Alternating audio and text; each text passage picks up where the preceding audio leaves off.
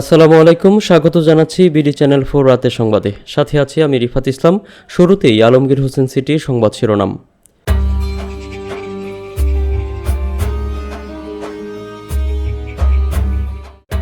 জাতীয় সংসদ নির্বাচন ও গণভোট 12ই ফেব্রুয়ারি।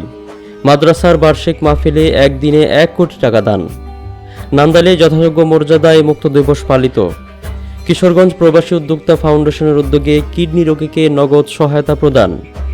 আত্মগোপন শেষে প্রকাশ্যে এলেন মাচাদো। টি-20 বিশ্বকাপ ক্রিকেটের টিকিট বিক্রি শুরু, সর্বনিম্ন মূল্য 100 রুপি। এতক্ষণ শুনছিলেন সংবাদ শিরোনাম, এবার সিটি ল্যাব বিস্তারিত।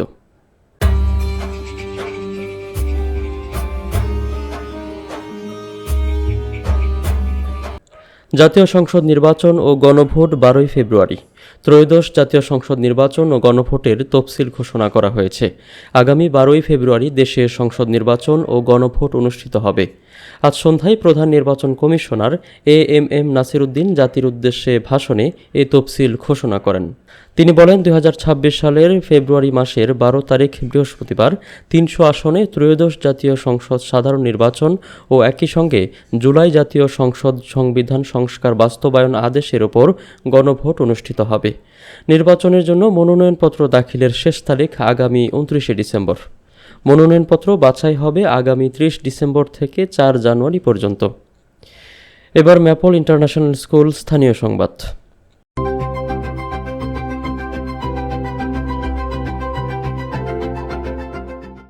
মাদ্রাসার বার্ষিক মাহফিলে একদিনে 1 কোটি টাকা দান।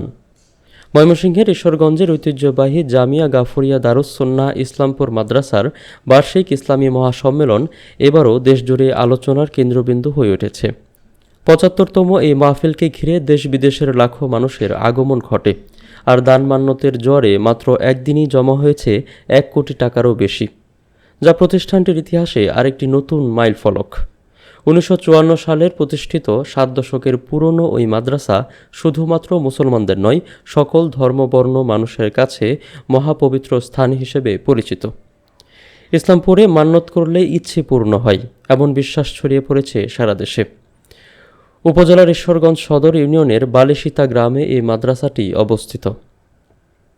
আজ মাদ্রাসার 75তম ইসলামী মহাসম্মেলন শেষে দান ও মান্যতের সকল অর্থ ও সামগ্রী গণনা করা হয়। গরু, ছাগল, হাঁস, মুরগি, স্বর্ণালঙ্কার, কৃষিপণ্য থেকে শুরু করে নানান সামগ্রী মিলিয়ে একদিনে দান মান্যতের পরিমাণ দাঁড়িয়েছে 1 কোটি টাকারও বেশি। এর কিছু অংশ নিলামে বিক্রি করা হলেও এখনও অনেক সামগ্রী বিক্রির অপেক্ষায়।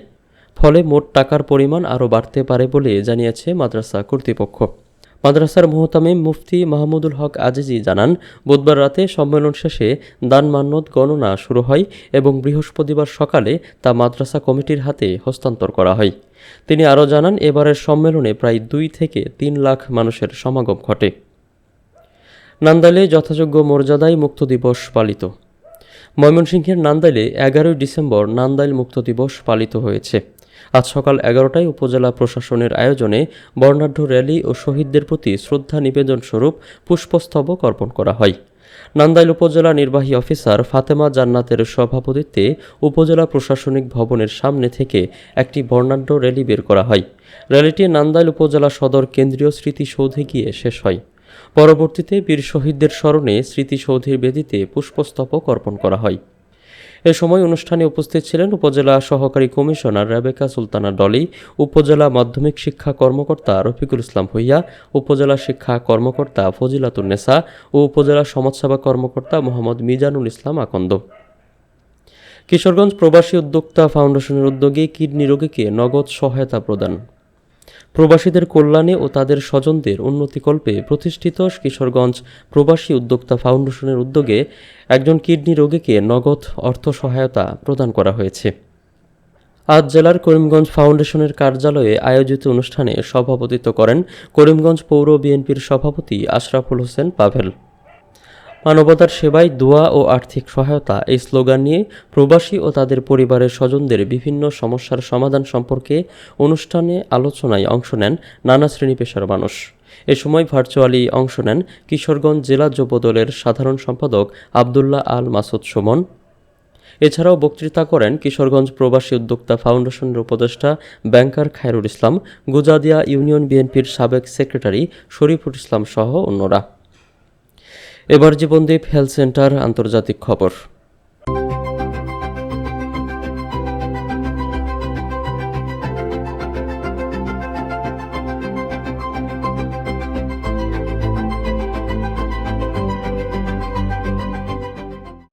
আত্মগোপন শেষে প্রকাশ্যে এলেন মাচাদো। 11 মাস আত্মগোপনে থাকার পর প্রথমবারের মতো জনসম্মুখে দেখা গেল নোবেল শান্তি পুরস্কার বিজয়ী ও ভেনিজুয়েলার বিরোধী রাজনৈতিক নেতা মারিয়া করিনা মাচাদোকে। স্থানীয় সময় বৃহস্পতিবার ভোরে নরওয়ের আসলোতে একটি হোটেলের বারান্দায় সমর্থকদের উদ্দেশ্যে হাত নেড়ে শুভেচ্ছা জানান তিনি। বার্তা সংস্থা এএফপি এই খবর জানিয়েছে। জানুয়ারির পর এটাই ছিল তার প্রথম প্রকাশ্য উপস্থিতি। চলতি বছর নোবেল শান্তি পুরস্কার পেলেও দেরিতে নরওয়ে পৌঁছানোর কারণে আনুষ্ঠানিক পুরস্কার বিতরণী অনুষ্ঠানে উপস্থিত থাকতে পারেননি মাচাদো। তাই তার অনুপস্থিতিতেই পুরস্কার প্রদান সম্পন্ন করা হয়। এর আগেই বুধবার তার মেয়ে আনা করিনা সোসা মায়ের পক্ষ থেকে নোবেল শান্তি পুরস্কার গ্রহণ করেন। এবছর নোবেল ইনস্টিটিউট মাচাদোকে পুরস্কৃত করেছেন ভেনিজুয়েলার স্বৈরতন্ত্র থেকে গণতন্ত্রের ন্যায়সঙ্গত ও শান্তিপূর্ণ উত্তরণের লড়াইয়ের স্বীকৃতি হিসেবে। এবার কনস্ট্রাকশন জোন খেলার খবর।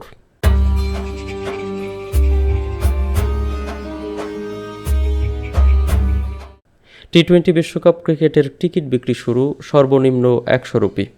আইসিসি টি-20 বিশ্বকাপের টিকিট বিক্রি শুরু হয়েছে বৃহস্পতিবার থেকে। ভারত ও শ্রীলঙ্কায় অনুষ্ঠিতব্য এবারের বিশ্বকাপে ভারতের কিছু ভেন্যুর সর্বনিম্ন টিকিট মূল্য মাত্র 100 ভারতীয় রুপি, যা বাংলাদেশি মুদ্রায় 135 টাকা।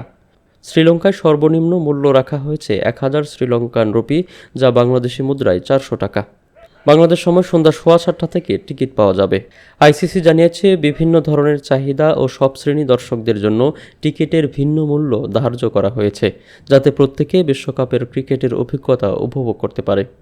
আইসিসি প্রধান নির্বাহী সংযোগ গুপ্ত বলেন, টিকিট বিক্রির প্রথম ধাপটি সহজলভ্য করা হয়েছে, যাতে ভৌগোলিক অবস্থান বা আর্থিক সামর্থ্য নির্বিশেষে প্রতিটি ভক্ত বিশ্বকাপের ক্রিকেট উপভোগ করতে পারে। প্রিয় দর্শক, এই ছিল বিডি চ্যানেল 4 রাতের সংবাদ। পরবর্তী সংবাদ দেখার আমন্ত্রণ জানিয়ে আজকে এখানে শেষ করছি। সবাই ভালো থাকবেন, সুস্থ থাকবেন। আল্লাহ হাফেজ।